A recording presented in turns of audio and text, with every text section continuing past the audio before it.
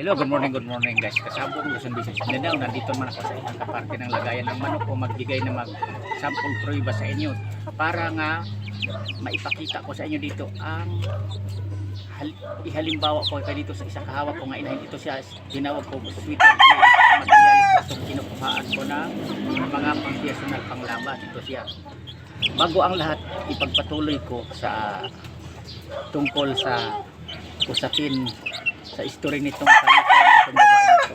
Magpasalamat muna ko sa inyo nga lahat sa aking mga subscriber. Maraming salamat talaga sa nagdagdag og subscribe sa akin. Thank you sa iyo at saka sa aking mga viewers, sa aking mga followers. Maraming salamat sa inyo nga pagsubaybay palagi sa gi-upload kong mga videos dito sa aking channel, sa aking YouTube Kalyaw Kasabong TV. Ito na siya kasabong yung sinasabi ko sa inyo nga kung magmamalas tayo para ay gabyado pagdating sa labanan, kung hakpay man yan ang timbangan, ito babae, ito hawak ko, ito ang tinawag ko Sitter Green. Yan ang pagmumukha niya. Yan siya. Yan, magpula-pula ang mukha nito. Tingnan niya ang sukat pwede sa binti sa paan. Yan siya. Sakto sa sukat. Yan, sakto sa katawan. Dikit ang sipit-sipitan nito. Sakto talaga pasok sa standard sa isa ka gipili ko nga inahin na gawin kong materialis na gagamitin ko nga kuhaan ko ng mga manok na panglaro panglaban siya. Mahalata nyo sa postura sa pangatawan sa inyong kainahin. Ayan o. Ang pangatawan yan. Hindi siya maliit na inahin. Tama lang. Ayan. Kaya kung mag-anak ito siya, sa height ng mga anak, pwede nga ilaban natin sa labanan sa timbangan. Yan ang ginagawa ko ngayon na ginamit kong mga materialis. Hindi ako gumagamit ng mga inahin na mababa. Yan siya. Lahat na inahin ko dito sakto sa sukat kasi pili ko na yan. Kaya ang mga resulta sa mga ianak nila, kung mag-anak man sila ng, kasi di po parihas ang paglaki, di po parihas ang pangatawan sa magkapatid. Pag may mulalabas man na medyo mas mababa, pero hindi mababang mababa, nasa medium size ang sukat, o kaya hindi maliit na maliit ang pangatawan. Yan totoo. Kasi nasa pagpili natin sa isa kalinyada sa materialis. Kasi ang halimbawa kung ganito kalaki ang inahin ko, ang ipinaris ko nito yung sakto sa sukat din na lalaki, o kaya medium size ang ginagamit ko. Hindi talaga ko gumagamit ng mga kalahing mababang lalaki, mababang inahin. Kaya ang mga kalabasan sa mga anak ng manok, gimamanok ko, ipakita ko sa inyo, hindi kababaan.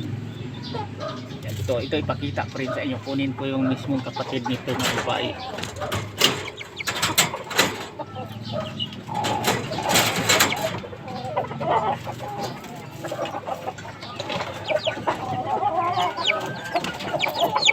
Ito siya, oh, ang kapatid. Mas may kulay ko dito, may pagkapula-pula siya, kunti. Oh. Tingnan din niyo ang sukat. Yan sa paa.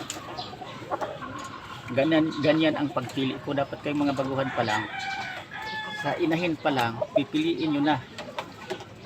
Number 1, hindi putlain, sakto sa pangatawan, bulto, dikit ang sipit-sipitan kung magdumalaga pa lang, kasi bubuka lang yan kung mangingitlog na.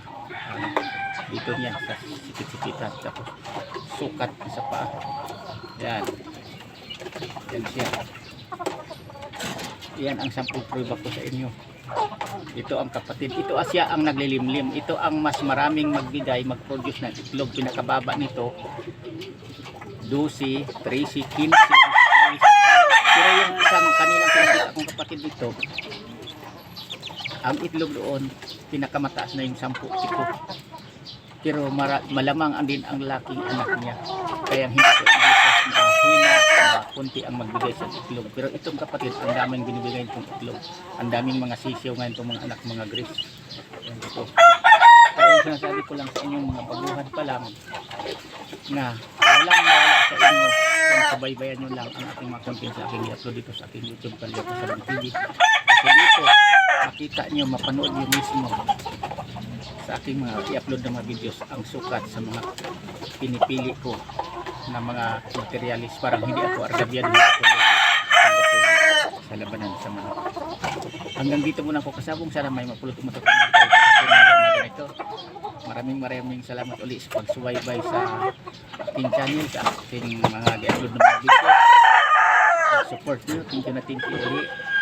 Bukas naman tayo uli, iba namang topic ang ipapaliwanag ko sa inyo tungkol sa aking ginagamit na mga materialis na manok para nga kahit paano makakuha kayo ideya sa akin kung paano natin pipiliin ang manok natin na hindi tayo argabyado pagdating sa timbangan o sa hakfight mga labanan. Yan lang, bye bye.